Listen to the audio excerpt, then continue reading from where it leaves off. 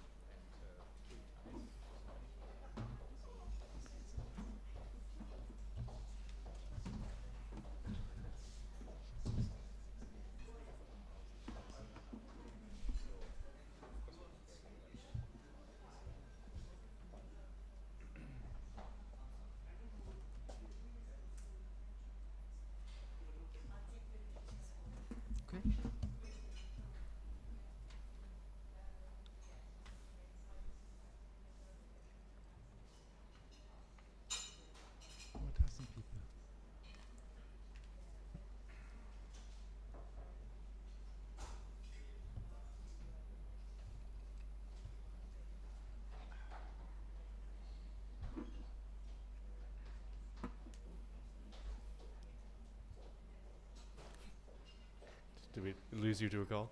That's okay, that's fine. Okay. Good evening, ladies and gentlemen. Thank you so much for joining us here at the FCCT. Tonight we're having a panel called What's for Dinner? And we're going to be looking at some of the innovations in the food industry and this is tied in with an event that is happening this week in Bangkok. So anybody who's here is probably familiar with the trade show called Thaifex-Anuga Asia that is held annually, usually held annually. Of course, COVID has made that difficult last year, but the show is back and in Bangkok this year. So without further ado, I am just a couple of housekeeping things. If you have any questions in the room, please feel free. There will be a mic at the end of the presentations, and if you are online, we have somebody monitoring the questions online. Feel free to add your comments and your questions to the Facebook chat, to the Facebook Live, and if you do that, please identify yourself and your media if you are related to a media outlet. On that note, let me introduce you to the panel tonight. Could we start with Irene, maybe, and could you say a few words about who you are and about Innova, the company? Is it on? It should be on. Test. No. Tam, are the mics on? So that one's on? Yeah, yours is on. Okay. Yeah, it's on. Yeah. You just have to be like right in the axis of the I mic. get it. All right. So my name is Irene. I'm originally Dutch. I live since 2019 in Indonesia, and I represent Innova Market Insights in Asia Pacific. I'm the Insights and Innovation Lead for the company. Innova Market Insights is a global market research firm for ones who don't know us. So we're specialized in the FMCG industry, and we help all kinds of companies, manufacturers, ingredient suppliers, flavor houses with launching new innovations or finding opportunities in the market. And I'm really excited to be here today, also to have Thaifex this week. It's been quite some time, I think, for everyone to be able to travel again. And at Thaifex we will have also a big stand and be at the trend zone. I will also do the first presentation of the event about top 10 trends for 2022 in Asia Pacific. So that's about me. Thank you so much, Irene. Herman, Dr. Herman, would you say a few words about yourself? Yeah, hello everybody. Again, thank you very much, Irene and Vincent, for the invitation. I'm originally also from Europe, from Germany. Have been working in the international arena for many years in the agronomy, grain, feed milling and livestock sector. That is my core activity. I have also my own management consultancy. But tonight I'm here as the representative of the AFIA, the Asian Food and Insect Feed Association. And very delighted to be here and share some insights also on, let's say, alternative protein, but then from the animal side. Excellent. Sheng, would you say something about yourself and about Tyson? Good evening. I'm Sheng. I'm the Vice President of Commercial with Tyson Foods, Asia Pacific. Tyson Foods, we're actually based out of Springdale, Arkansas. We are one of the largest food companies globally, and in fact one of the leading protein providers globally, with presence in more than 150 countries. So our products would actually span across different range of protein, be it poultry, pork, beef, and more recently alternative protein or plant-based as well. So Tyson Foods would be at Thaifex this year, and we're actually looking forward to hosting all the guests coming to the event, and I'm honored to be part of the panel today. Thank you so much. And Matthias, would you say a few words? Yeah, good evening. My name is Matthias. I'm from the organizer of Thaifex-Anuga Asia, Köln Messe. I'm in charge here for the region. So we are organizing a variety of exhibition conferences, bringing people together. Most known for Anuga in Germany, the world's largest F&B trade fair, which we also have here in Bangkok, opening tomorrow. So finally, after 2 years, back to business and back to face-to-face meetings. And is Thaifex-Anuga the first major trade shows in Thailand, or is it? It's certainly one of the first. But since things have reopened, is this pretty much one of the biggest events, or one of your biggest events? We actually, this is indeed the very first international trade fair for the F&B industry here in the region after 2 years.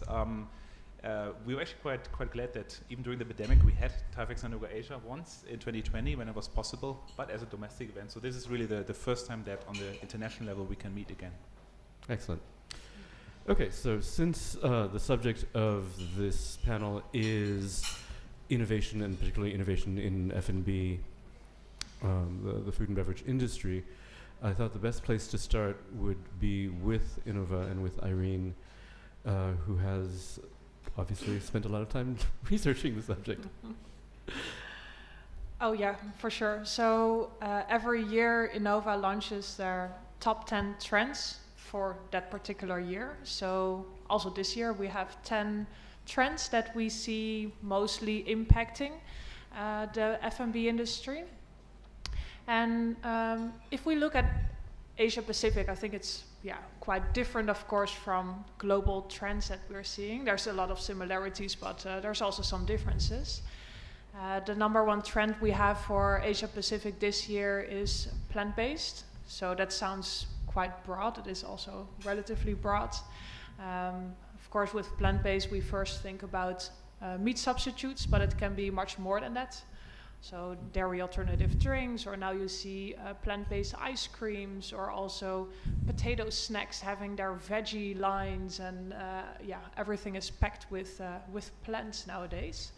So that's definitely one of the major trends. That's just 1 out of 10. I'm not going to name all of them. So some other big topics that we're seeing this year is about sustainability, shared planet. Also in Asia, there is more knowledge and consumers get more educated about everything that we do and how it impacts the planet. And many manufacturers also playing into that and wanting to be more transparent with their brand. Of course, from the ingredient side, doing the farm to fork, we already talked about it a little bit, but there's a lot happening in that space as well. And some of the other trends you can think about. Can I just ask a quick question about for sure. About sustainability? I mean, do you see, are people more interested in sustainably sourced products, or are there? I mean, also there's been obviously a lot of talk about packaging and how the food makes it to the shelf, whether it's transportation or how it's packaged. Do you see trends within that, or do you see one part of that moving faster than the other, or? Yeah, there's a lot of angles to sustainability. We also conduct within Innova a lot of consumer studies. It's often difficult to straight to the point ask consumers about sustainability, because they say, oh, I care a lot and I'm willing to pay more for products that are sustainable, which in fact, most of the times is maybe less true. But we do ask certain questions to make sure that we can measure how much people care about sustainable aspects in food. Actually, the environmental type of claims, something that we see growing in influence of buying products each year. So that's one part. If we ask consumers, okay, when you see all these different type of sustainable issues, like which one do you care most about? In Asia, it's a lot about plastic waste, food waste as well. Definitely in countries like Indonesia, for example, or other countries that have maybe less money to spend. So that's definitely a thing. From the manufacturing's point of view, you see a lot of focus on packaging as well. Yeah. Also, of course, there's new governmental regulations against single-use plastic that is getting banned, or straws, etc. So that's a big focus. Something new as well is focused on emissions, so being neutral in your CO2 emission, etc. So we can talk a lot about sustainability, but there's many aspects to it. Since we're talking about the region, is that true throughout the region, or is that different from? Are those concerns any different from anywhere else in the world? The food waste was significantly more of an aspect here in Asia, as well as plastic that you can find in oceans, etc. So more landfill related and plastic issues. Yeah, that of course are very more visual here in Asia than in Europe, for example. Mm-hmm. So other than the issue of sustainability, are there other trends that you've noticed that in F&B that you would like to highlight? Within sustainability, or no, other than sustainability, because we'll get. I'm sure we'll get back to sustainability. Something I find always quite exciting when we talk about innovation is more the crazy new type of flavors and things like that. Definitely also very much driven by the pandemic. People were locked down, and you couldn't go to your restaurants anymore, or go to a cafe to experience new types of foods. So brands very much played into that to launch innovations that have either new types of flavors or new texture experiences, or bold colors being used. So that's one of the things definitely we're seeing across the globe. Can you give an example? Earlier we were talking about flavors that were associated with different places, especially in a time when people couldn't travel. Are there other sort of specific examples that stand out for you, or that were just sort of entertaining something that's stood out for me also. Just before coming here, I was in a supermarket. I always like to go to the supermarket if I'm in a new town, or I haven't been actually in Bangkok quite some time.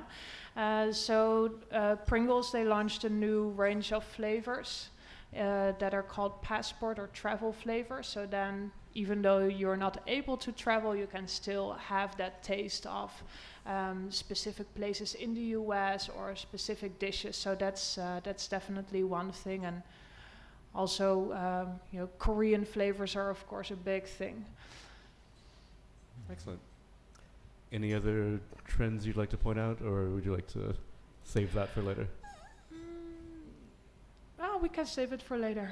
Okay, I will ask you one thing though, because something else that came up during the pandemic was an awareness of a concern for well-being and health. Are there trends in nutritious foods, health foods, superfoods, things that you've noticed that have stood out? Yeah, a lot of new trends in that space. Of course, everyone during the pandemic had one priority, is staying healthy. So food plays, of course, a really big role in that. We see different strategies that companies are taking. You can look at it from an angle that removes things that is bad. So removing sugars or fats or low sodium sauces, we saw a lot in the market. But also adding things that are good.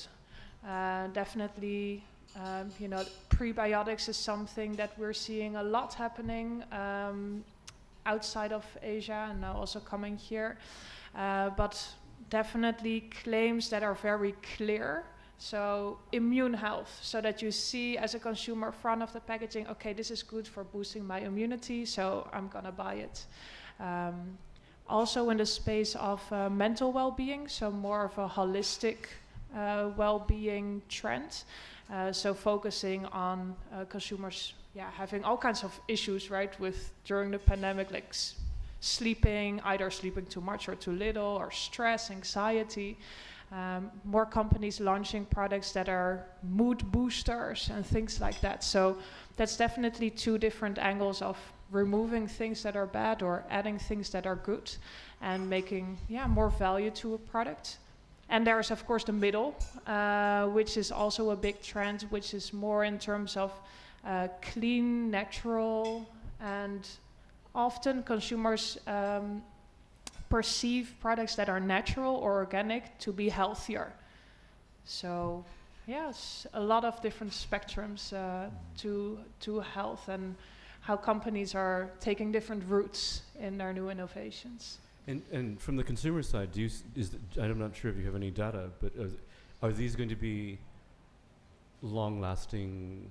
Are people going to continue to look for that kind of product, or once the sort of immediate preoccupation with the pandemic and with COVID is over, are people just going to go back to eating a lot more sugar, a lot more fat, a lot more, or care less about the added benefit of their food products? Do you know? It's an interesting one to raise, actually, because the sales of chocolates and snacks and everything went up during the pandemic as well. So it wasn't all driven by. So we also want to treat ourselves and indulge in something good, but it very much depends on the occasion as well. Like when you do that trade-off and when you have something healthy or less healthy or permissible indulgence, we call it. So indeed, sweet packed goods that are then removing things that are bad, like less sugar or fat. Depends really on the occasion and the consumer. And there's definitely areas that will stay. There's definitely also areas, that maybe fluctuate a little bit in what type of ingredient is being highlighted. Like now it's all about pre and probiotics. Protein claims are still something that is going strong, which I think will stay as well for a long time. Okay. Anything else you'd like to add right now, or actually? Not right now. No. Since we're talking, since you've given me a great lead into talking about protein, let's talk about alternative sources of protein. Dr. Herman, would you like to say something? Yeah, maybe I could add on a few things on the topics we touched on early on. One was the sustainability aspect, which for the insect sector, of course, is the driver of the change. Yeah, and especially in sustainability, we're referring to issues with the deforestation, this extreme monoculture cropping, extensive soybean farming, the issue with overfishing of the oceans, and what options and possibility we have to try to overcome and compensate this, and in a way bring this back a little bit more into a circular type system. And I think this is also where the insect sector has found, I think, a very good place, and it's actually a good concept. The circular system is not really a new concept, yeah, but we are in a way going back in time. It's something we have already done several decades ago. But for the insect sector, what is very important is that we have access to organic, what we call organic byproducts that come from the food processing. That could be grain processing, for example. Everybody knows brewers spend grain, for example, from the brewing process and so on. The okara from the soy processing. Yeah, so there is a lot of material generated that actually still has very high nutritional value. And all this material, because it's coming from and it is produced and used for the food sector, it comes with this very high level of traceability, which then also is very, very important in the aspect of safety, especially then also food safety and consumer safety. Yeah. So, and that's why these things at times, of course, are very complex, and we need to have also people, like Irene was mentioning, people that look at the sector from a holistic point of view. Yeah, to understand the complexity. Yeah. Another important aspect, of course, you mentioned earlier on also is the packaging. Packaging is also a rather complicated subject because also a lot of issues are linked to that. We have at times issues with whether or not this is fresh perishable goods or consumer foods, or whether it is dry and very storable, and then we can have very, very different storage durations and storage conditions. So all these things have huge implications on the type and the way we actually package materials. So we need to make sure we understand this. Yeah. And but then coming back now to the alternative protein sector, and especially here today we want to talk about insects. The last 3 to 5 years, also here in Asia, we have seen some very nice development. I'm the representative of the AFIA, so the Asian Food and Feed Insect Association. Tonight we will only talk about food, not the feed part. Yeah, but we are a regional organization, and the purpose is really to help organize and support the sector. And we are here, let's say, compared to Europe and US, we are a little bit behind, maybe catching up to a certain extent. Which is very interesting because also historically and culturally, we have a very strong home base here in some parts of Asia, including Thailand, which has a long history also in insect growing. How many insect farms did you say there were in Thailand? Yeah, apparently, if you actually, I just Googled it, no? Smart doctor, no? That's what you do, no? So I came up with a number of about 20,000 small stakeholder insect farms here in Thailand. That is truly remarkable. I was really surprised. No? So of course, but we are trying to bring this now to a little bit higher level or more organized level, so that we also then can address the need of having a certain volume capacity. So if you try to change the food system, one thing is, of course, fundamentally you have to decide what direction you're going to go. But then secondly also, are you actually capable of doing that in a meaningful way that you can really impact some of the systems that we have? You may have a brilliant idea, but if you can produce only a small quantity of alternative protein in this process, it may not be the best solution. Yeah? Do you have any information on where in Asia or where in Southeast Asia producers might be inclined to scale up and produce more? We see it actually all over Asia, yeah, and there's some again because of let's say cultural, historical backgrounds and so on. There's some countries that have a stronger interest there, but fundamentally it's actually happening everywhere, and that is also what we see in the association, and that's why we also support all the countries here throughout the region, yeah, also in this aspect. Yeah. Are there particular countries that the association works with more than others? Is there we have a stronger concentration in one place? We have, let's say, certain, let's say, how would I say this? Western type cultures where the insects as food is, let's say, a little bit more novelty, and others that have historically and culturally quite some experience, and there's a let's say, familiar experience, and the level of acceptance, of course, then is somewhat different now. Okay. Yeah. Okay, before we get too far ahead into the question of acceptability, let's bring Sheng into the conversation for proteins, for products based on proteins that are much more familiar to the mainstream. Can you say just something about what kind of products Tyson produces for anybody who doesn't know, and then maybe lead into the conversation we're having about sustainability and how that has impacted either your offer or the demand from your consumers? I think from a protein standpoint, as what I've shared earlier, Tyson Foods, we are one of the largest protein provider globally, and our products would actually range primarily from animal protein, which is pork, beef, poultry being a big part of it. And while we're actually seeing the growth in alternative protein across, some fun facts I was reading that by 2050, the world's population would get to 10 billion. And by then, the requirement for protein would actually double versus what it is today.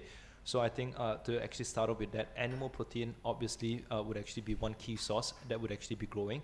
And that is one area that as a company we're actually looking at. I'll touch on that in a while in terms of how we're actually trying to do it in a more sustainable manner. But over and above that, I think driven by health, some of the trends that Irene was mentioning, in this part of the world, while I would actually say insect protein or some other alternative form would probably be 3 to 5 years ahead, we've actually started seeing a huge adoption of plant-based within this part of the world. Plant-based is not new to many parts of Asia because there's vegetarian, soy, that has been a staple diet for many Asian countries. But specifically in the more westernized, or what we actually call the new generation of plant-based protein, we have actually seen it growing multiple folds over the past couple of years. At Tyson Foods, First Pride is our plant-based brand. The products are actually available right now in Thailand, Malaysia, Singapore, and soon to be launched in multiple markets. And as we actually start launching it into the market, we're actually getting very positive feedback from consumers. We were actually having a discussion earlier today amongst the panelists on what does it really take to actually drive the penetration of the category.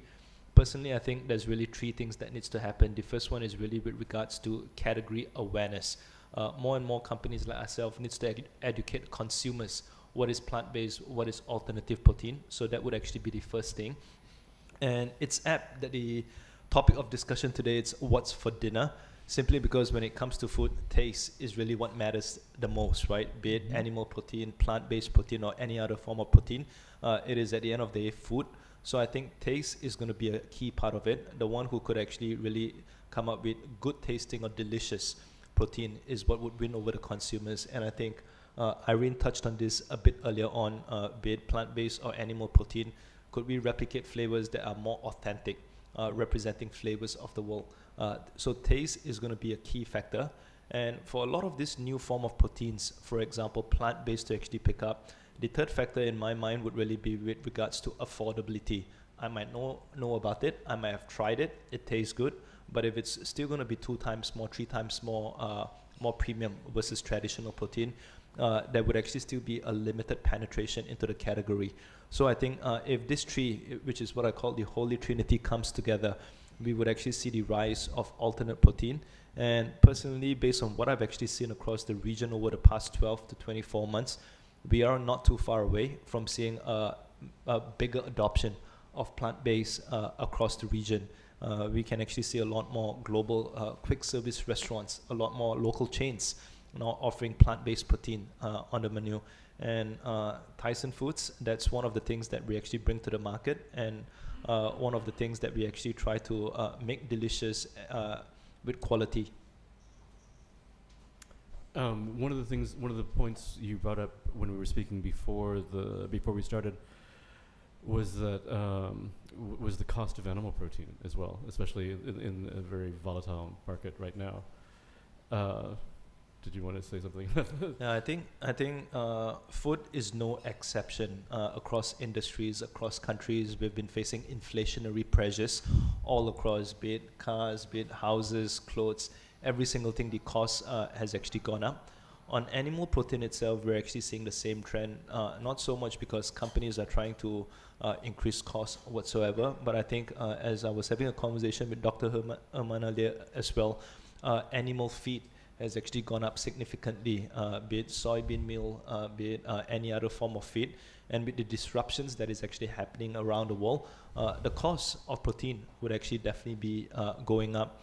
And a lot of major companies like ourselves, what we're actually trying to do is to actually see how we can minimize the pass-through to consumers. So we've had to work a lot harder around the clock to actually see how we can still offer good quality products and trying to actually manage the inflationary pressure so as to remove or minimize the cost inflation that would have to be passed through to consumers. Excellent. Getting back to, I mean, since we were talking about, we were about to talk about acceptability of alternative forms of protein. There's already, I mean, Irene, you might want to confirm or not confirm this, but there's already a little bit of resistance for things that are labeled as plant-based. It's not necessarily a mass market. I mean, there's certainly much greater awareness now, but maybe the adoption isn't across the board in the market. And then the lead-on question to that for Herman is, what do you do when your protein is from a source where there's a lot of resistance, and there's a lot of, I mean, especially certainly in certain cultures, and in most cultures, there's a resistance or a reluctance to use insect proteins. In both cases, how do you address, if this is a trend for the future and there's going to be more and more protein or more plant-based foods in general, how do you address that, and who would like to go first? Well, I can maybe start here. In terms of the insect protein, of course, there's a lot of work that needs to be done. There is clearly a certain level of resistance, or sometimes referred to as the yak factor, and we have to actually also differentiate a little bit how we actually present these insects. Are we presenting them as whole insects or actually as processed insects? And that makes already a very significant difference. And from the research that we have seen, and the understanding is that in certain cultures, clearly it helps when you process the insects and you actually prepare it as an ingredient, so you make it a flour, and then it becomes part of another dish. Yeah? And then the acceptance level is actually significantly better. Yeah? But again, the biggest challenge is in some cultures, clearly, when you are eating, let's say, whole intact insects as such, there is a lot of, let's say, persuasion and motivation and education that has to be done. And of course, this is also a big marketing job. I mean, a lot more work for you to do. Yeah. But then there is multiple strategies, of course, how to approach this. And like with many other things also, you go back to the youngsters, to the young people, you try to educate. Yeah, you go back also do activities in schools. For example, we have some programs in Myanmar and other places where they actually go into schools. We also have special recipe booklets and books actually, and trying to do also, or thinking about things like TV cooking shows, not just how to make a hamburger or something, but how to actually cook interesting insect dishes, how to do that. No? And I think it's a very intriguing question. No? I mean, who of us knows how to do that? No? Everybody has made maybe spaghetti and other things, but it really, or steak or these type of things. But now when you talk about insects, this is all new, not all. Do you have examples of recipes or actually or uses that are more acceptable and more palatable? We think, in certain markets, some of our members that are really focusing now on insects for food, they have material available, and we could also provide this information if there's anybody interested and would like to know more about it. We would be more than happy to provide that. But yes, some markets are clearly, and the members and the association is working on that. Irene, would you? I think one of the factors that is quite big in this is, again, from a consumer perspective. It's something new, right? Can it be insects or plant-based meats? It's something new, like what do you do with it, or like what will it taste like? And a movement that we are seeing now, which I think very helps in adapting to this type of ingredients or new type of products, is picking flavors that consumers are familiar with. So something that we are seeing now as a movement, especially actually in Asia, is, for example, your beef rendang, but then a plant-based version. Or you can now get in Singapore you have Impossible satay. So again, it's something that people know, and then they're curious, okay, but what will it taste like? And of course, maybe they shouldn't, think, okay, it should taste exactly like a normal chicken satay, but it really helps to have something in the product formulation that consumers know and that they're familiar or comfortable with, in order for them to adopt it or to be more open to trying something new. Sheng, I see you nodding. It's interesting that Irene was actually bringing it up, because that's some of the learnings that we have as well, as we actually launch our first plant-based products across the region. The first series was pretty much a bit more generic, but more recently we've actually started launching Thai flavors. So for example, in Thailand itself, our first plant-based products would actually have lap, or would have a lap flavor, a lap thot man, things that are actually very familiar with the local preferences. Similarly, apart from Impossible, like first part, we actually have a satay variant in Malaysia. We have masala bites that are actually more close to local, and we're actually seeing much higher pickup and strong repeat and strong trial rates from that. So I couldn't agree more on that front of coming up with locally relevant flavors, flavors that all of us are actually used to. And do you have other examples? I mean, does that mean that in each market you have to roll out different flavor profiles, or? I think what is actually interesting is that I think at the end of the day for food, it's really being as global as possible, as local as needed. One of the things that Irene has touched about earlier on was with regards to flavors of the world. And I think what a lot of consumers are actually looking for right now is authenticity. So if you're telling me that this is a Korean flavor, it has to be as authentic as possible, similar to if I were to be in Seoul, having a product over there. Similarly, be it a Thai, be it a Western flavor, consumers are looking for things that are actually a bit more authentic. And I think there's a lot more willingness amongst consumers to try different flavors in recent times. So I think as global as needed, as global as possible, as local as needed is what I would actually say. And I think when it comes to taste is, don't try to replicate or imitate, but be as authentic as possible to how it would taste in the local markets. That sort of reminds me of a subject that we haven't talked about yet, because we talked about one of the trends being an interest in authentic local cuisine and products that replicate those flavors. Would anybody like to add anything more on that subject? I mean, it's interesting that your first products in Thailand are lab and are todmat and things like that. Irene, did you see anything? Do you see that trend in other places?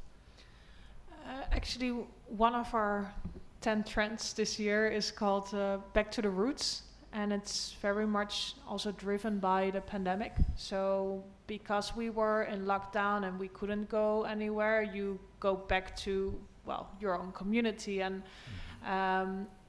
definitely now and during the pandemic that became more important.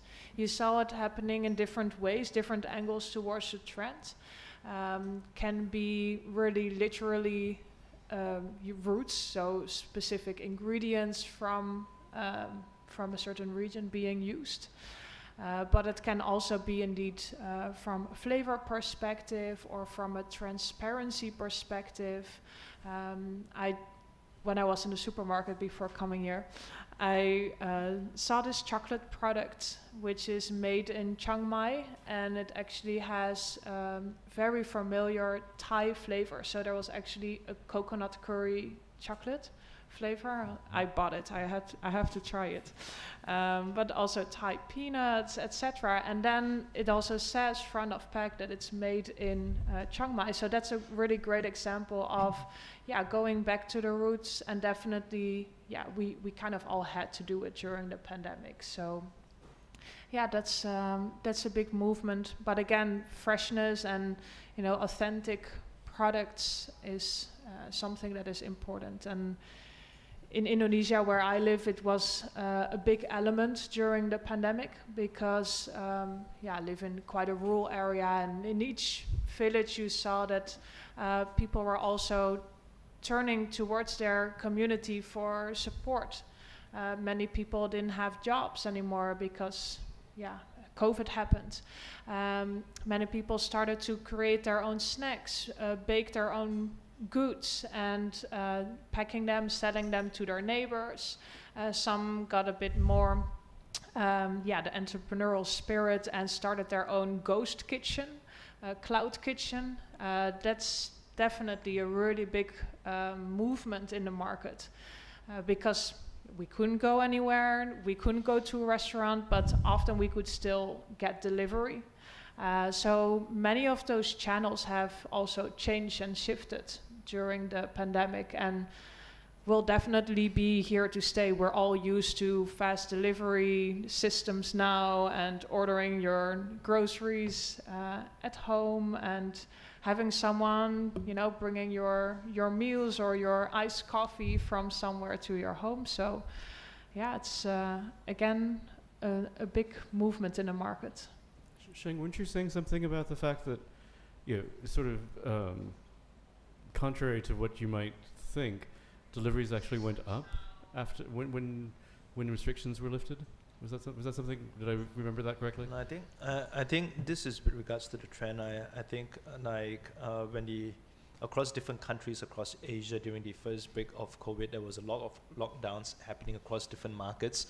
And we've obviously seen new channels, for example, aggregators, food delivery, picking up significantly. Retail, as more and more consumers were actually cooking at home, has actually picked up significantly. But one of the things that has actually been quite interesting is that since markets have actually started reopening over the past couple of weeks, depending on the market, if you were to go into any of these markets, getting a place in a restaurant these days would actually be pretty challenging, because a lot of consumers, after having been at home for the past 2.5 years, are now looking forward to actually having a meal in a physical restaurant. So I think some of the trends that we've actually looked at, which was a shift towards digital, a shift towards delivery, that has actually picked up quite a fair bit, but it's still too early to tell. But I think to the point that Irene has mentioned, but some of this has really started changing a behavior. In the past, if I wanted a coffee, I would have to drive 10 minutes, 15 minutes to get a coffee. But the past 2 years has educated me that I don't need to leave my house. It's just at the comfort of my own phone as well, right? So I think we are actually at crossroads to actually see how much of these trends would actually really stick post reopening of the markets and stabilization. So I think it's going to be interesting. And one of the things all companies like ourselves would need to do is to stay very agile and to really look at which direction consumers are heading towards and how we can best serve the needs of consumers. Any predictions on? Well, I wish I would actually have that crystal ball in front of me, and I'm pretty sure I'm not the only one. But I think at the end of the day, that's why you have Irene. She can tell you. Yeah. So Irene would probably be the person with the crystal ball. I get that question every day. What's next? What's gonna happen? And I say the same. Well, if we had that crystal ball, yeah. I have one idea. You just come to the show this week, and if you go around the aisles, look at the booth, I think you have a chance to discover the next trend then. Well, Matthias, you've jumped in at exactly the right time. Could you tell? I mean, could you remind us of the tagline of Thaifex-Anuga this year? Yeah, we have reimagined the future. So it's basically what we're trying to do, what we're doing for a couple of years now with a lot of our partners, stakeholders together, is not just offering a trading platform where you buy and sell products, but We want to be a platform where you basically learn about trends, where you find out about what's next, where you see solution for problems on hand, so where people come and discuss. And I think that's where all these solutions come about, when people meet and put their brain cells together and get a spark to maybe find a solution for what we as humankind population are facing. And we talked about all the problems, and I think a lot of these trends came out of exhibitions like Thaifex-Anuga Asia. So I mean, for people who maybe haven't spent a lot of time in trade shows, they think of it as one stand selling one or a range of products. But Thaifex has done a lot also to give that sort of innovation or that sort of new trend or new product a platform. Could you say something about the different ways in which the show does that? I believe a lot of the solutions and the innovations we're seeing are coming from small companies, entrepreneurs, and they may not be the best businessmen. They may not have the time to go to an exhibition, set up all this marketing and all this. So I think it's easier for big companies to do that, but those who are really coming up with very innovative solutions, that's where we come in and working with stakeholders, including also funding, offering the platform which they can basically use to then meet the right people, meet investors, meet business partners of tomorrow, and that's what we're doing at the show. So for a couple of years now, we have this startup zone, for example, where we actually identify them together with our partners. We see what's out there in the market, so we curate an exhibition, and those where we find that's something which provides a solution, interesting products. We offer them opportunities to come on site in a way which it's easy for them to do. Basically, you just have to come and present and pitch. And it's actually quite encouraging to see what comes out of this. So a couple of those startups we see which we gave this platform a couple of years ago. Of course, some of them are acquired, but even that is good to see. It's they're becoming part of something bigger. Some of them grow organically. So it's pretty good to see this kind of journey during trade shows. Can we back up a little bit? Because, obviously, for the last 2 years, especially in this region, it's been very difficult for people to travel. There was no Thaifex in 2021. What technologies and what... So I guess my question is what has changed in MICE and what has changed, obviously, hybrid meetings where not everybody is in the same room under the same roof was definitely part of a lot of these events during the last 2 years. Are those trends here to stay? Are those things going to stay, and in what form? Traditionally, our model is built around people coming together face to face, and in the last years we use technology to match people better, to match products better, so that you just make a trade fair visit more efficient. I think that's something which is around for quite some time, but of course the pandemic forced us through a much faster innovation there as well. So especially like when we had Thaifex-Anuga Asia in 2020, it was just the only people who lived in Thailand could actually attend. It was still a very sizable exhibition.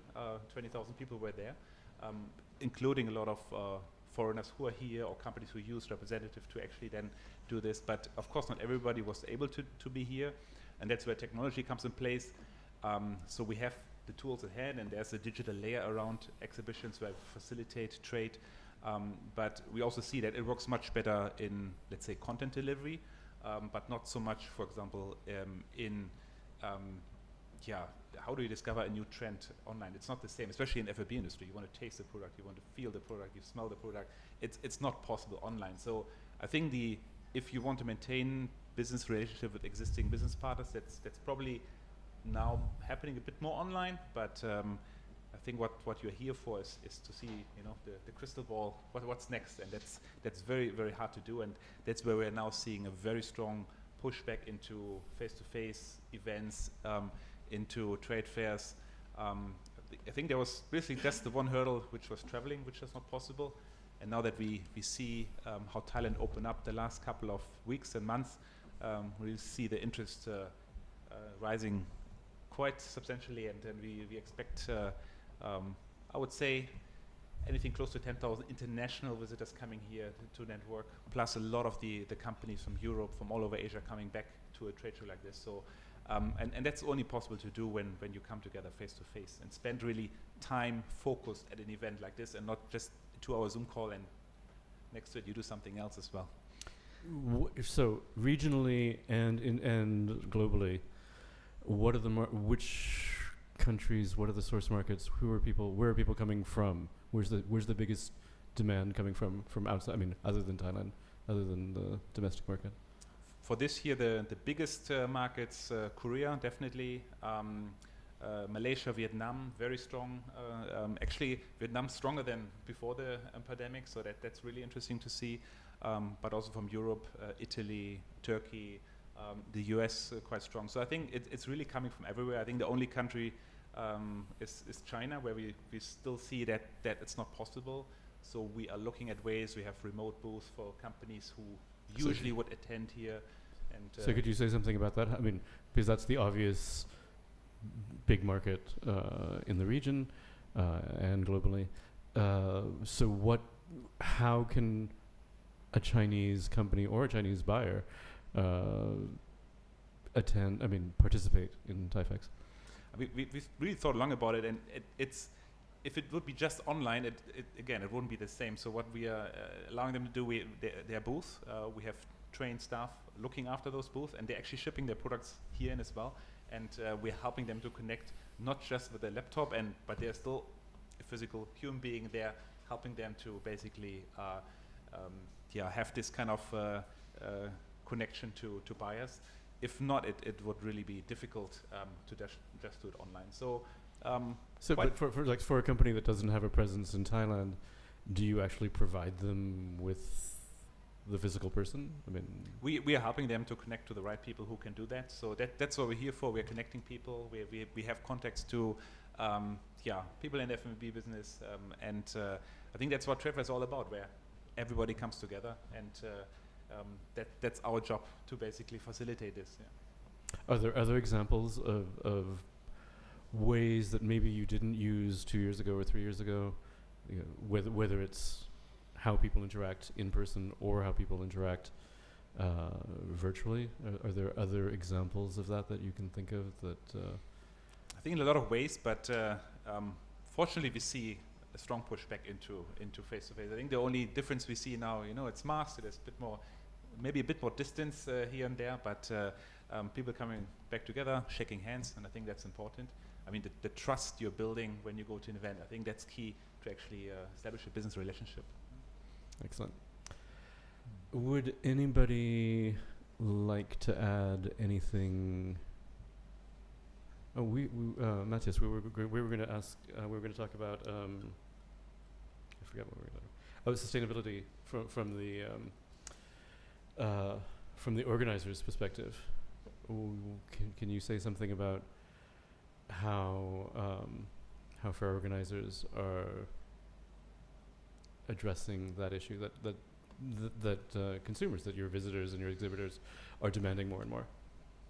It's a big issue. I would say the same as what's happening in the F&B industry, that consumers are asking questions and they want to know what they're eating and where it's coming from and what's the impact.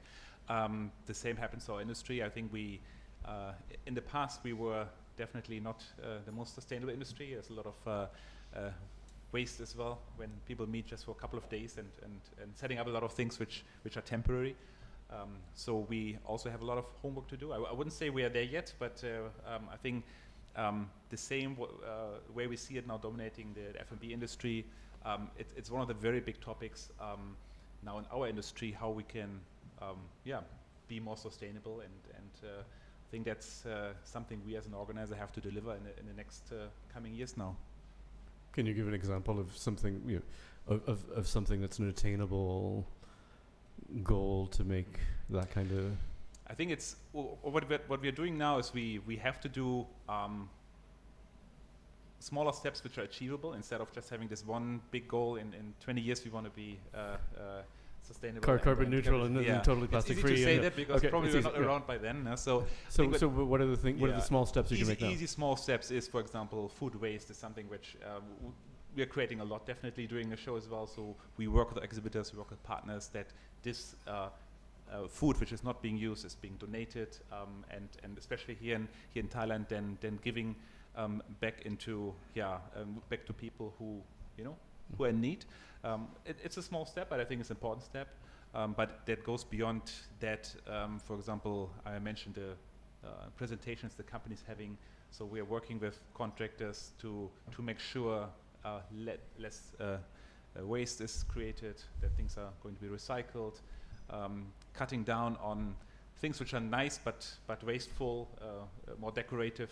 It's I think these are all things which we are doing, and of course anything digital helps a lot as well. Anything digital will help us to be more sustainable as well. We used to create so much paper and everything. So small steps which bring us then to the big goal. Yeah. Just thinking, we touched on it, Herman, but is sustainability? I mean, in the effort to promote animal protein, insect protein for human consumption, is sustainability a compelling argument, or is it not a very marketable approach to get people to be more interested in the product? Well, from our discussions here, let's say with our members and the association and so on, we think it plays a role, but it may, of course, it's not the only one. Yeah, there's of course the subject of the taste and all the topics that we discussed early on. The curiosity, people want to try new, interesting things to eat. Yeah, so there's multiple levels involved here. Maybe the issue of sustainability is perhaps a little bit stronger on the insect for feed side and then on the food side. Yeah. But I want to mention or come back to that what we discussed earlier on a little bit also is the discussion about the locally produced and then with the local flavors and taste criteria. This is also, I think, for us in the association and to grow our sector is very, very important.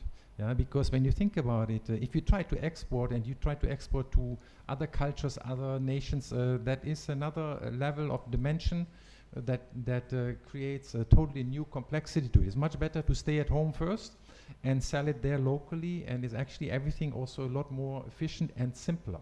Yeah, and that also has some relevance, of course, coming back then again to sustainability. Yeah, of course, for food also there is also the discussion about what are we actually feeding the insects.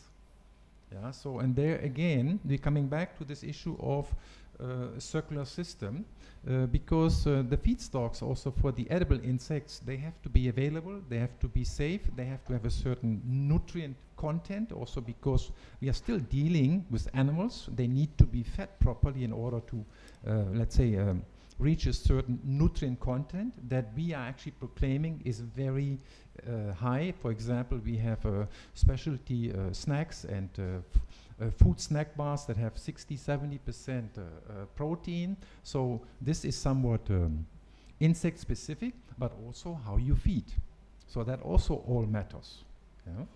And again, some other aspect, and then again, whether this is now, let's say, only sustainability, perhaps also what plays a role, of course, is the aspect of what does it do to the communities and the engagement of the communities. So in some parts here of Asia, I can imagine, Irina understands this also very well, Indonesia and so on, these smaller scale projects have a very significant impact on local community engagement, also income opportunities, and also doing, let's say, a lot of good things for the environment. We see that very clearly even, for example, in Singapore. We have a couple of community projects where people then basically bring their food scraps back to some centralized locations, and that is where we grow then the insects.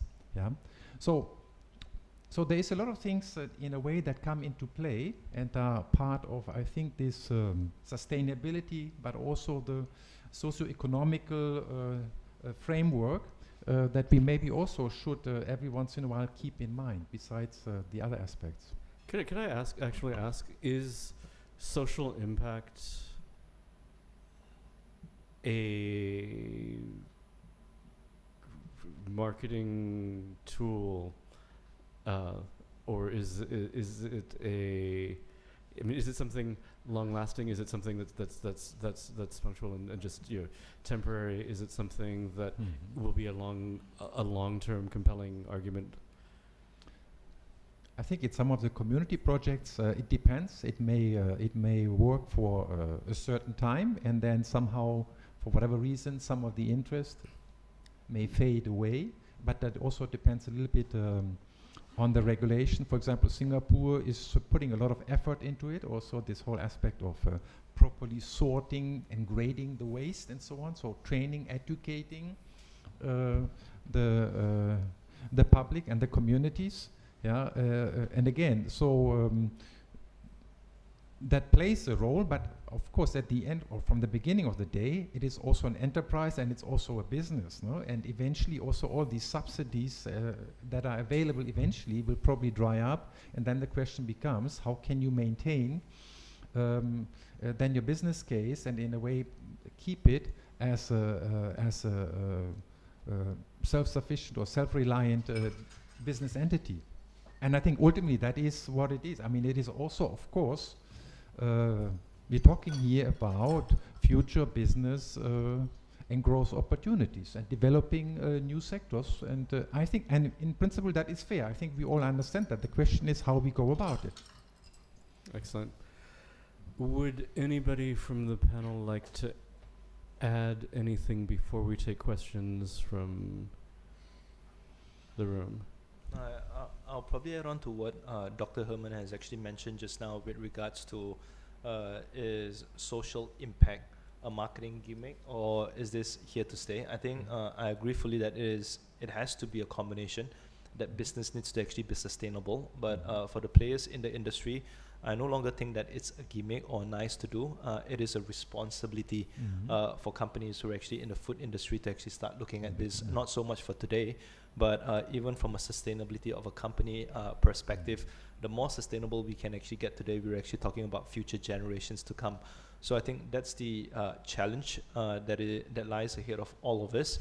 At this point of time, there's a lot of talk, a lot of say behind that. It might still be seen as niche, but I think sooner rather than later, the whole industry, the whole community needs to come together to actually see how this should actually be a joint responsibility rather than a nice to do. And I think that's really where this would eventually be evolving into. Excellent. Thank you. Yeah, just to add to that, I think it's also quite an interesting topic and very important, of course, social aspects of food and farmers, etc. You do also see it in areas such as, well, chocolate or coffee, tea.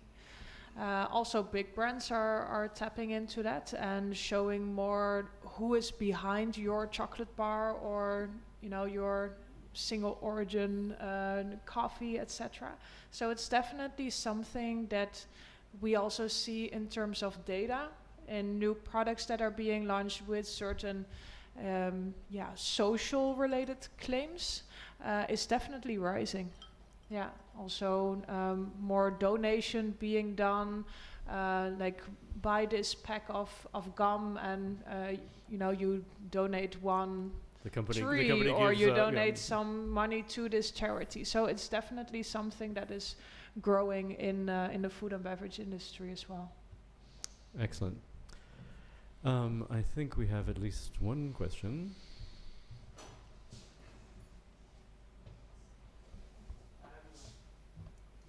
Hi, my name is this on?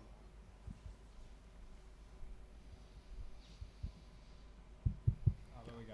So I have two questions actually. My first question is for Mr. Sheng. You gave us a fact earlier that by 2050, I believe if I'm not wrong, the population would have increased to 10 billion, so an increase of 25%, but there would be twice as much protein needed by the population.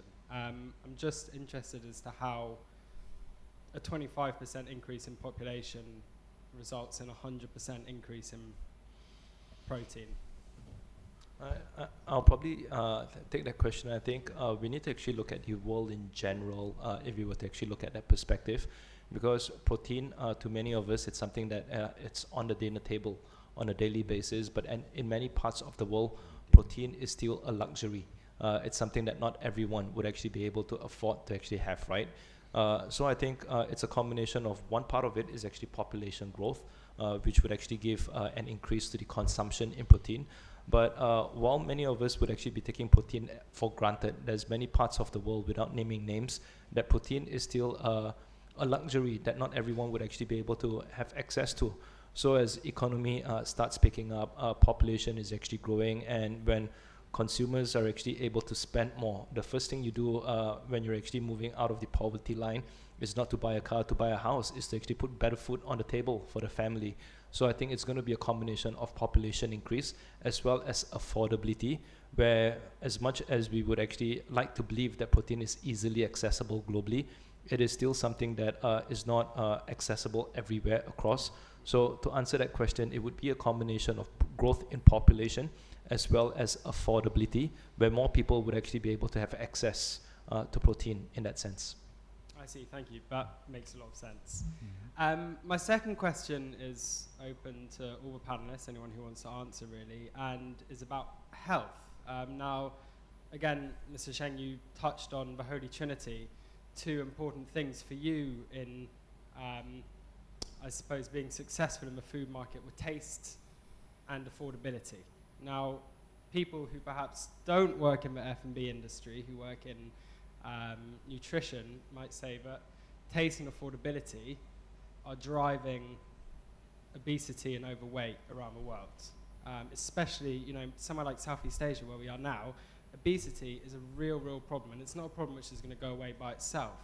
So I suppose my question is, do the panelists think that food companies should have some kind of responsibility to protect their consumers from the effects of food they might be producing, perhaps by, producing healthier food and making that affordable, or, better front of pack labeling?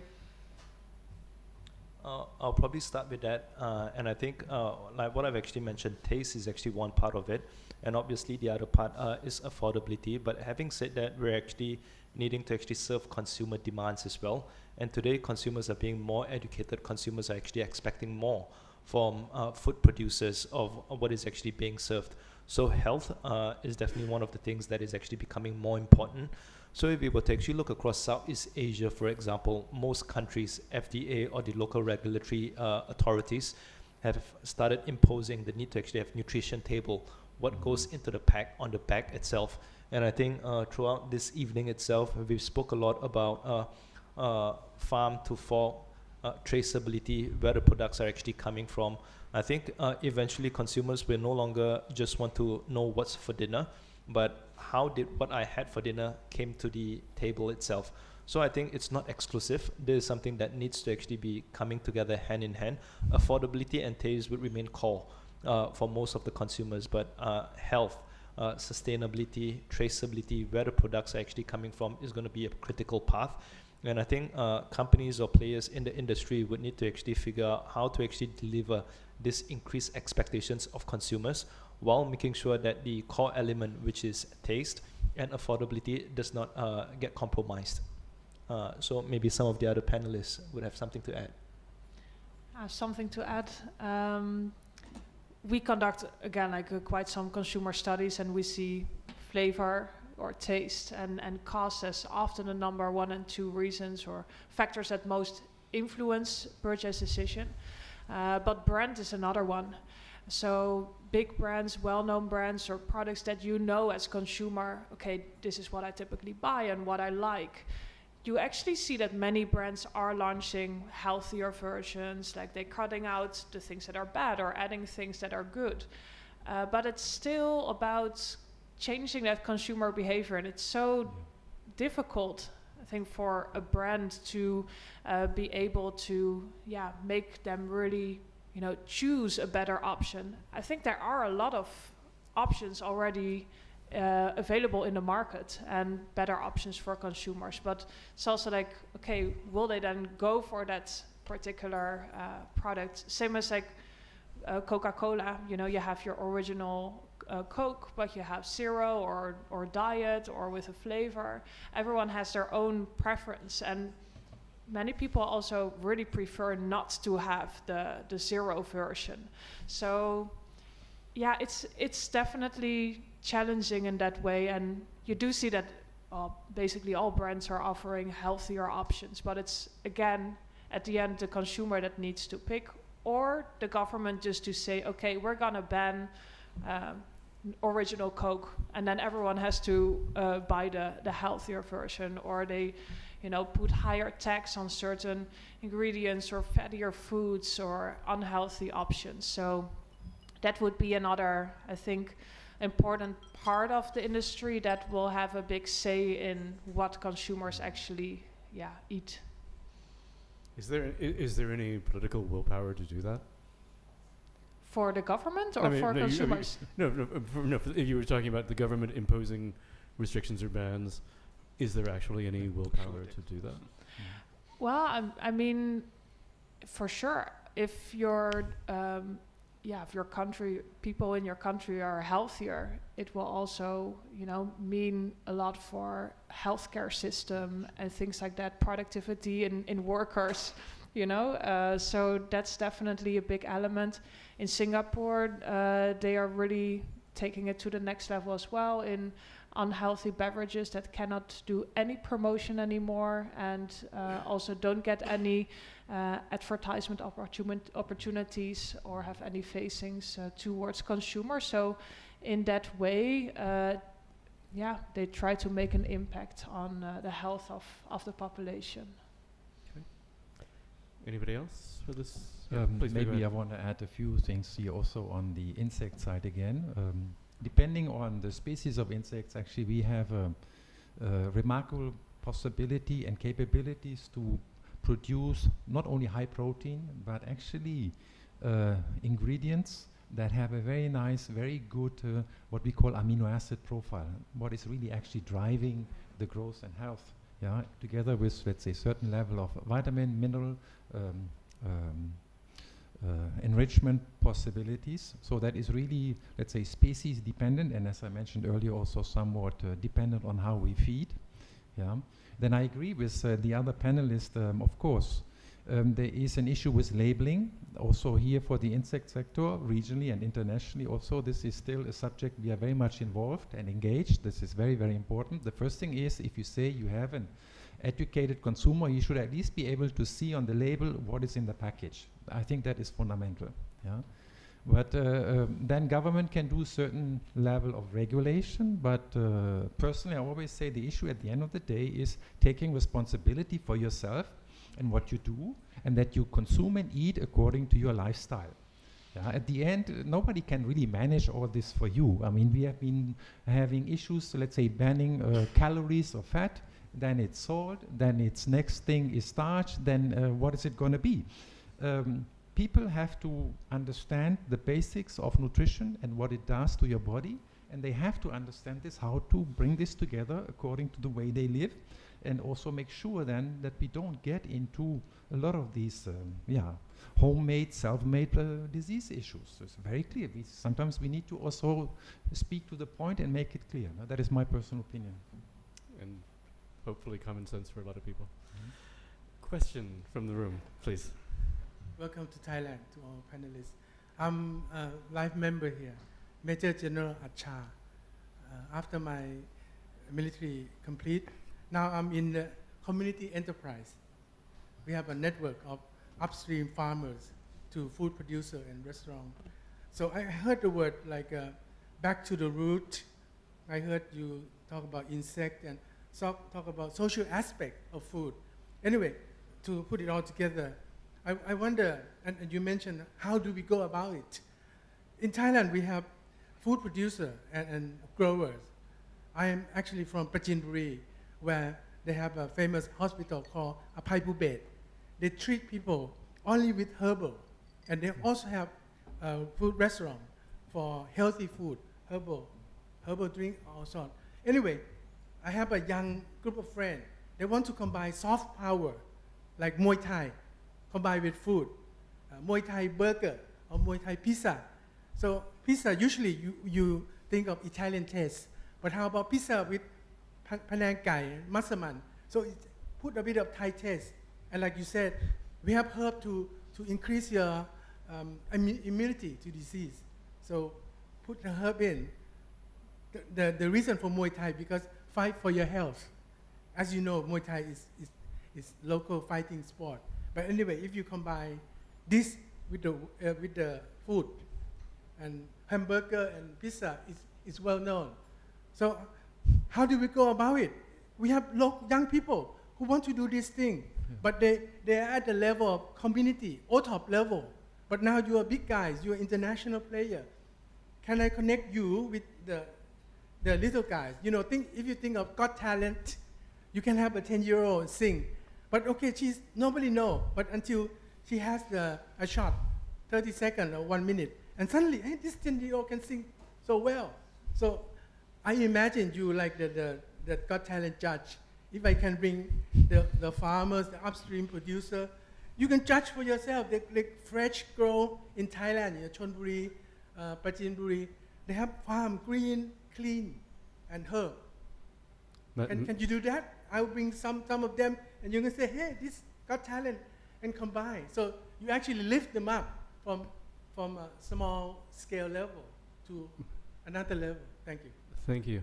Matthias, would you like to take the question first and talk about what Thaifex as a platform could do for somebody who has an idea that maybe you were talking about, you may not have the business skill or the marketing skill to reach out? What I just mentioned earlier about startups, actually there are similar programs here in Thailand. Our partner is the Ministry of Commerce, and we have, if you come to the show, we have a lot of pavilions from regions. We have auto pavilions, we have certain theme pavilions all over the show floor, and these are fully subsidized by the Thai government to help exactly these kind of people bring products to market. No? So probably we should just meet on site and show you around. So I would just invite you to come on site and see what's already there, and maybe we can connect you with the right people for the next year as well. I think the Thai government is very proactive and identifying these groups and bringing them to an event like Thaifex-Anuga Asia. Who would be the contact point? I know about the Thai government side. Yeah. Sometimes it doesn't reach fruition that people expect. There's one more party involved, the Thai Chamber of Commerce and the Ministry of Commerce are actually working together. So I can connect you. There are these programs, especially here in Thailand. So if you look at an event like what we have in Germany, those companies would not be able to attend. But for here, for Thaifex-Anuga Asia, we have quite a substantial number of groups and pavilions here where exactly these kind of companies getting presence. Okay. Oh, they like to connect with you, with Irene, or with Mr. Lee or Mr. Herman, directly. Empower them and make them reach to the international market. Thank you. And all of the people on the panel will be available at Thaifex. So, but actually, association is very important for such thing as well. Yeah. I mean, there is also, of course, here there is the Thai Insect Association. So maybe probably the best is first try to do it locally, and with because it makes it usually a little bit more simple, Yeah, and let us know. Otherwise, we will try to help. And I mean, just to state the obvious, the purpose of a trade show like this is to give people a place to meet. If you don't know who to reach out to, walk around and ask people questions, and that's if you're not if Mr. A is not the right person, then maybe Mr. B or Miss C will have a better idea, and that's one of the purposes of having an event like that, especially a live event where people can actually meet and you can talk to people, and whether it's an official government organization, Chamber of Commerce, or Ministry of Commerce, or somebody that there's a small producer who happens to be doing something similar, or whose idea who likes your idea. That's the beginning of a conversation. You never know where that's going to go. Anybody else? Yes, please. One more question. Can you hear? Maybe a little. Can you hear? Step up. Yes. Okay. I work for UNICEF in the nutrition team, and I wanted to just make sure that we have our facts correct, first of all. One of them is that legislation that was mentioned earlier being brought in by governments is very often being opposed and very vigorously opposed by the food and beverage industry. This is not about freedom of choice. This is about food environments. Children are exposed to environments all the time, lots of marketing of very unhealthy products, full of salt, sugar, fat. The issue of nutrition in this region is not to do with protein. It's to do with children eating just much too much of unhealthy products which are replacing the healthy nutrients they need. But let's just turn this into a more positive question.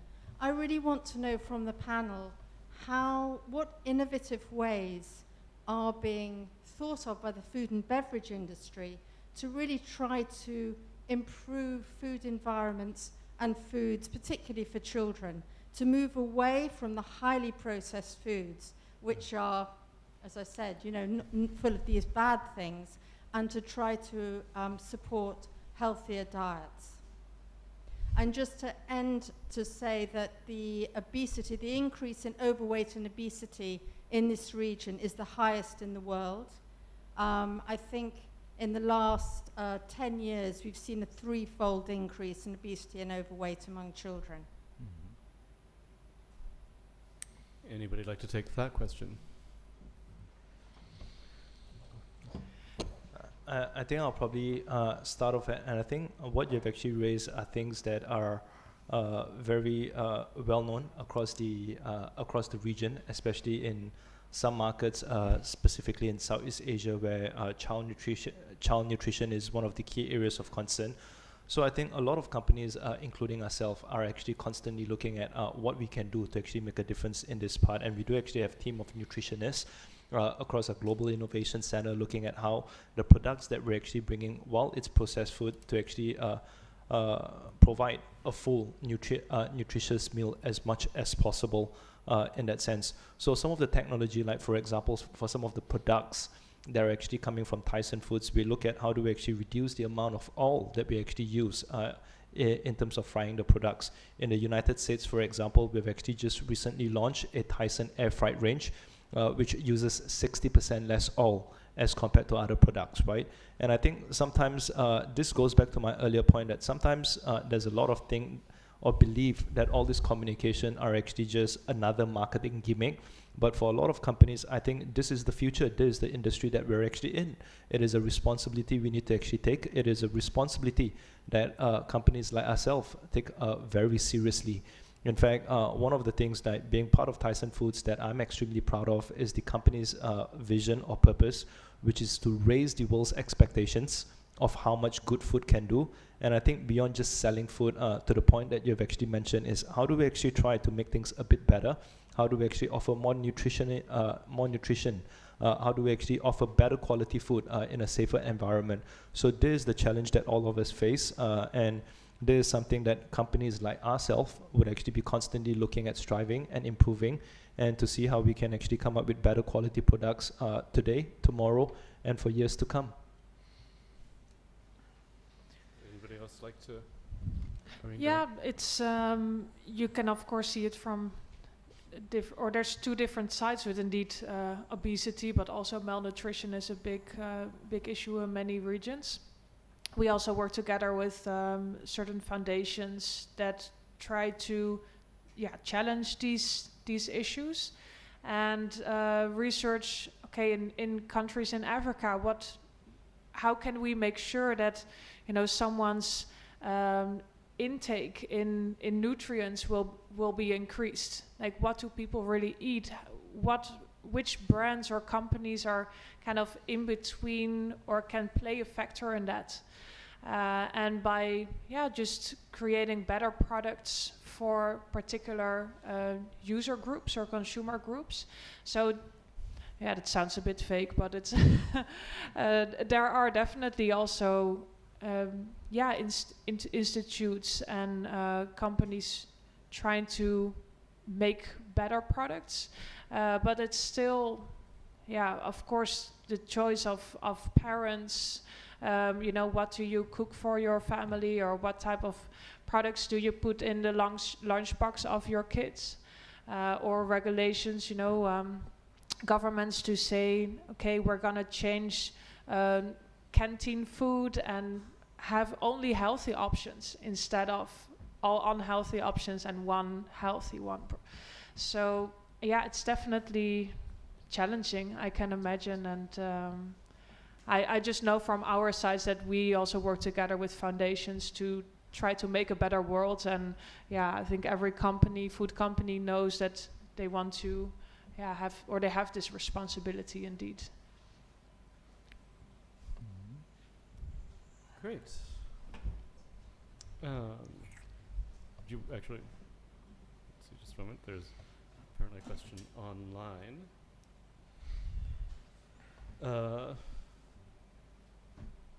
This is a question from Aristotle Ang, who asks, what can be done to reduce the cost of sustainable protein to make these sources more affordable for consumers? I think we started to talk about that, but if you'd like to...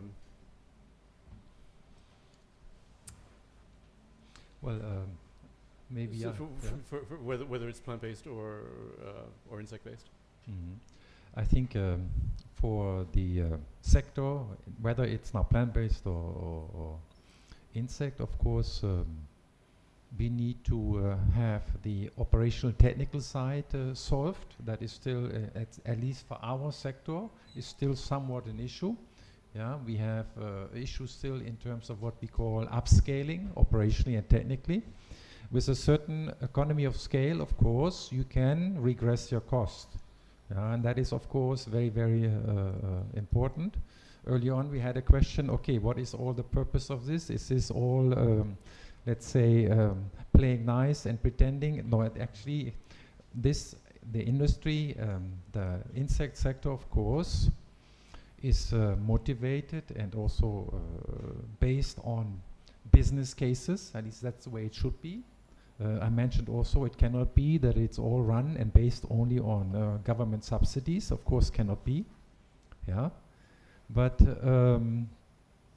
there is, let's say, efficiencies that are not yet captured at this point in time, and we as an association also very much involved in that. Together with we work and collaborate with many institutes and research and so on. In fact, even now Singapore government, we're going to go in June, we're going to go to the World Insect Feed the World Congress, and the government is supporting that, also in a way providing, again, support even for the association and so on. All this is important in a way at the end also that we get the costs down and under control, so, and that it becomes also ultimately more affordable. Any other questions in the room? I think, do we have a slide that... I have a question. Yeah, please go.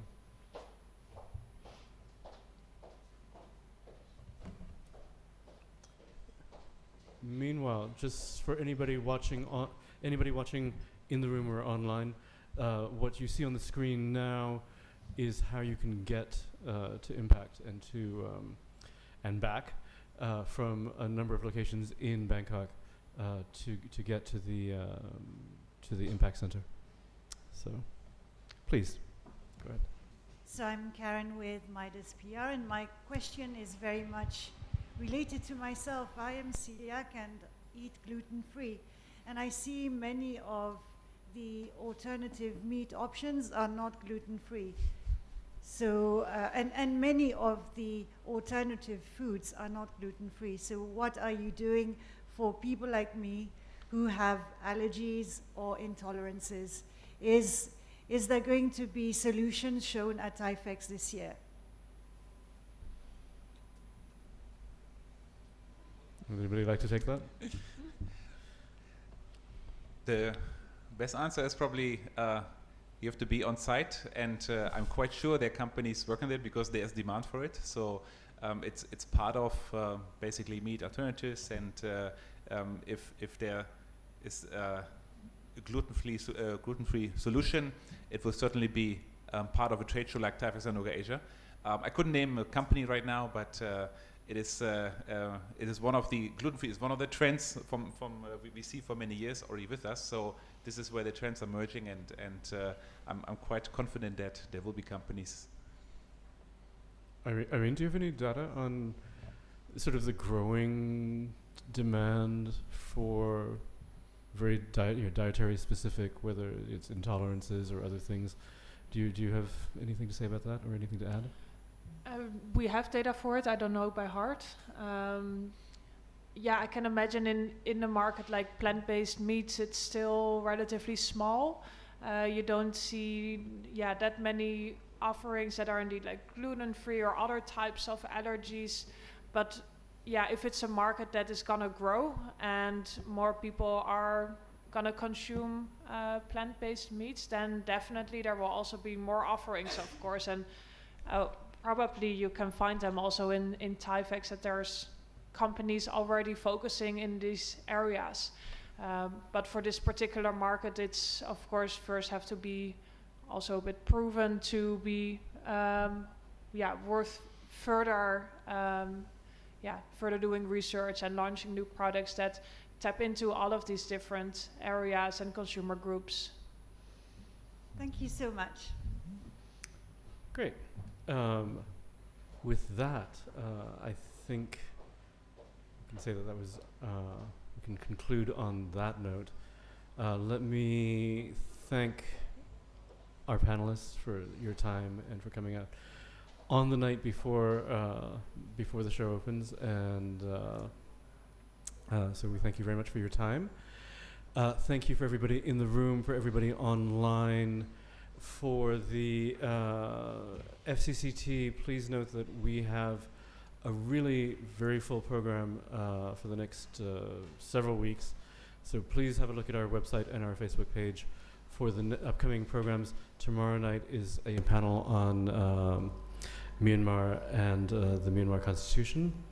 And there are there's a wide variety of events, so please support the club and watch online and join us in person. With that, I say thank you very much. Kap Kun Kap, Swati Kap. Thank you, everybody. Have a good evening.